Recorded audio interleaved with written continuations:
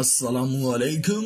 آج کی اس ویڈیو میں آپ کو 4 مردوں کے سنسنی خیز واقعات سنائیں گے جن پر اللہ کا عذاب ہو رہا تھا۔ عبرت حاصل کرنے کے لیے اس ویڈیو کو پورا ضرور دیکھیں، اور اگر یہ ویڈیو پسند آئے تو کمنٹ میں استغفار لکھ کر اللہ کی قدرت چینل کو سبسکرائب کر دیں۔ شکریہ۔ حضرت سیدنا ابو رافع رضی اللہ تعالی عنہ فرماتے ہیں، میں رسول اللہ صلی اللہ علیہ وآلہ وسلم کے ہمراہ بکی میں گزرا تو آپ صلی اللہ علیہ وآلہ وسلم نے فرمایا اف اف، تو میں نے گمان کیا کہ شاید آپ میرا ارادہ فرماتے ہیں۔ میں نے عرض کی، یا رسول اللہ، کیا مجھ سے کوئی غلطی ہوئی؟ فرمایا نہیں، بلکہ اس قبر والے شخص کو میں نے بنو فلاں کے پاس صدقہ وصول کرنے بھیجا تھا تو اس نے ایک چادر بطور خیانت بچا لی تھی، آخر ویسا ہی آگ کا کرتا اس کو پہنایا گیا ہے۔ بے دین کی گردن میں سام۔ حافظ ابو خلال نے روایت کی کہ مجھ سے عبداللہ بن ہاشم نے فرمایا، میں ایک میت کو نہلانے گیا، جب میں نے اس کے جسم سے کپڑا کھولا تو اس کی گردن پر سانپ لپٹے ہوئے تھے۔ میں نے ان سانپوں سے کہا کہ آپ کو اس پر مسلط کیا گیا ہے اور ہمیں اس کو غسل دینا ہے، اگر آپ اجازت دیں تو ہم اس کو غسل دے دیں، پھر آپ اپنی جگہ واپس آ جائیے گا۔ تو وہ سانپ ہٹ کر ایک کونے میں ہو گئے۔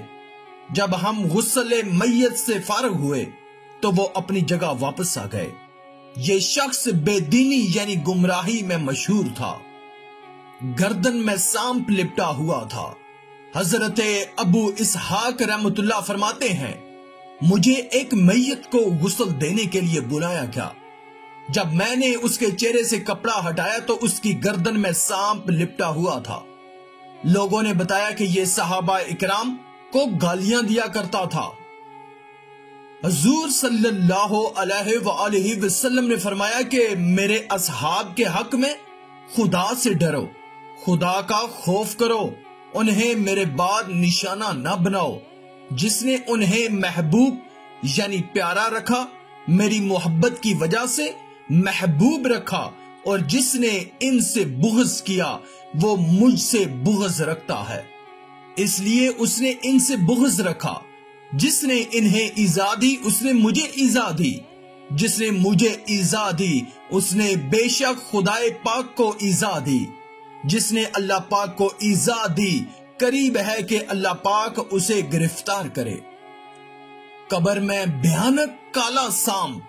حضرت عبداللہ ابن عباس رضی اللہ تعالی عنہ کی خدمت میں کچھ لوگ حاضر ہوئے اور عرض کی، ہم سفر حج پر نکلے ہوئے ہیں، مقام صفا پر ہمارے قافلے کا آدمی فوت ہو گیا ہے۔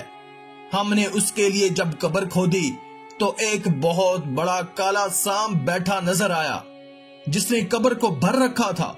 اسے چھوڑ کر دوسری قبر کھودی تو اس میں بھی وہی سانپ نظر آیا۔ آپ رضی اللہ تعالی عنہ کی خدمت میں اس گمبھیر مسئلے کے حل کی خاطر آئے ہیں۔ حضرت عبداللہ ابن عباس رضی اللہ تعالی عنہ نے فرمایا، یہ اس کی خیانت کی سزا ہے جس کا وہ مرتکب ہوا کرتا تھا، اور بحقی کے الفاظ یہ ہیں جس کا ترجمہ ہے کہ یعنی یہ اس کے عمل کی سزا ہے جو وہ کیا کرتا تھا۔ آپ حضرات اسے ان دونوں میں سے کسی ایک قبر میں دفن کر دیجئے۔ خدا کی قسم، اگر اس دنیا کی ساری زمین بھی کھود ڈالیں گے تب بھی ہر جگہ یہی کچھ پائیں گے۔ بالآخر ہم نے اس کو سانپ بھری قبر میں دفنا دیا۔ واپس آ کر ہم نے اس کا سامان اس کے گھر والوں کو دے دیا اور اس کی بیوہ سے اس کے اعمال کے بارے میں سوال کیا تو اس نے بتایا کہ یہ کھانا بیچتا تھا اور اس میں سے اپنے گھر والوں کے لیے کچھ نکال لیتا تھا، پھر کمی پوری کرنے کے لیے اس میں اتنی ہی ملاوٹ کیا کرتا تھا۔ اللہ کے پیارے حبیب صلی اللہ علیہ وآلہ وسلم کا فرمان عبرت نشان ہے، جو ہمارے ساتھ دھوکہ بازی کرے وہ ہم میں سے نہیں، اور مکر اور دھوکہ بازی جہنم میں ہے۔ ایک اور مقام پر سرکار دو عالم صلی اللہ علیہ وآلہ وسلم نے فرمایا ہے کہ 3 اشخاص داخل جنت نہ ہوں گے: دھوکہ باز، بخیل، احسان جتلانے والا۔ آخر میں اللہ رب العزت سے دعا ہے کہ اللہ ہمیں نیک اعمال کرنے اور برائی سے بچنے اور بچانے کی توفیق عطا فرمائے، آمین یا رب العالمین۔